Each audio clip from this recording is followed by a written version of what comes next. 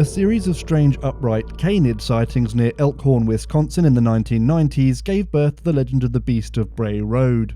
The beast was said to be a wolf that walked like a man, and the word of emphatic witnesses has firmly entrenched the creature in local lore. Intermittent sightings still take place, although as we'll cover in this week's episode, they occur with widely varying veracity. Danny Morgan said that he had dropped his friend off after dark at the friend's rural home outside of Elkhorn, and was driving along Route 11 towards I-43 when he saw something very strange in a cornfield. What appeared to be a wolf walking on all fours was headed towards him, but as it approached it stood up on its hind legs and walked across the road. Morgan described the creature's gait as human-like, adding that the upright canid even swung its arms like a person.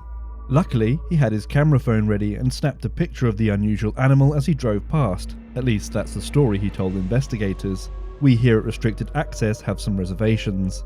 In the photograph, a few things stood out immediately to our experts. The first is a marked lack of eye shine from the animal. Canids have excellent night vision, and as a result their eyes easily capture and reflect light. Second, the creature's visible limbs don't show any motion blur. If it had been walking as described by Morgan, then one would expect to see blurring around its limbs, especially since it was shot with a cell phone camera, which have automatic settings that often use a longer exposure. Third, there are significant anatomical anomalies present in this being. Its ears are lying in a sort of half-down position more common for domesticated dog breeds than for a wolf, and its eyes seem closer together and more forward-facing than one would normally expect. Its snout seems slightly shorter than is usual, and the nose is upturned, features unusual to a wolf or even bred canids.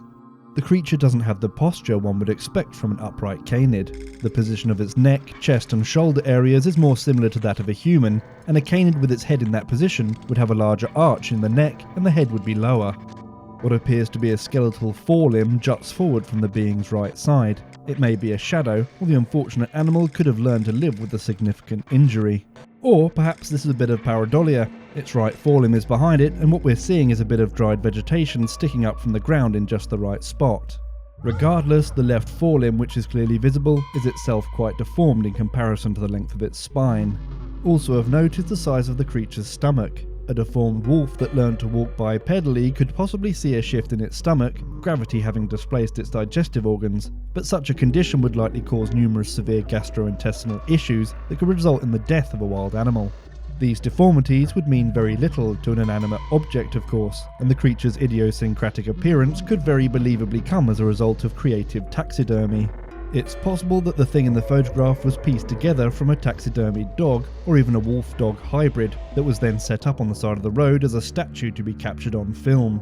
In an effort to ensure we had all available evidence, we sent two of our investigators out to Elkhorn to retrace Danny Morgan's route and find exactly where the photograph was taken. Morgan had said that he was roughly a mile from the I-43 on Route 11 when he took the picture, but just to be thorough, our investigative team retraced his entire path from the time he dropped off his friend. Once they turned onto Route 11, they started filming and looked for the 40 mph speed limit sign visible in the background of Morgan's photograph. They were disappointed to find that no such sign existed along the route. They left not knowing where exactly the picture was taken, but sure that it wasn't taken where claimed. Danny Morgan, unfortunately, was unresponsive to their requests for comment. In another strange twist to the story, the photograph, along with a short accompanying article, was posted to Milwaukee radio station 620 WTMJ's website before promptly being removed. Similarly to Morgan, WTMJ was unresponsive to requests for comment on the event, leading some to speculate that the news organisation was embarrassed to be caught supporting a hoax. So we're left still with a mystery, even if it's not the one we started with. Where did Danny Morgan take this photograph, and how did he do it? And did WTMJ remove their article out of embarrassment, or did they have another motivation to obfuscate their involvement? Much like the original sightings of the Beast of Bray Road that spawned the story behind this photograph, we may simply be left with an enigma and far too few answers for our satisfaction. In other news, an odd dark figure captured in a photograph at Ainsford Castle in England have some wondering if perhaps a ghostly monk was caught on film, whilst others dismissed the picture as most likely a misidentification.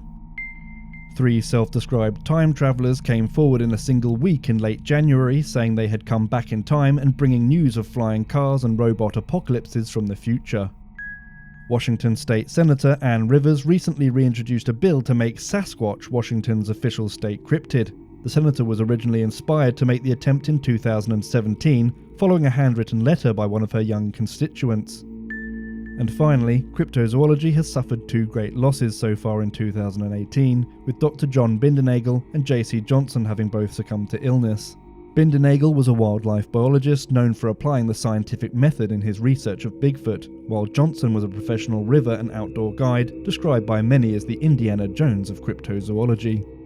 If you would like to help support the channel, then please check out our Patreon page, the link is in the description below. We offer a number of rewards, including access to our exclusive Discord channel, where you can chat with us and other like-minded paranormal enthusiasts. We hope to see you there.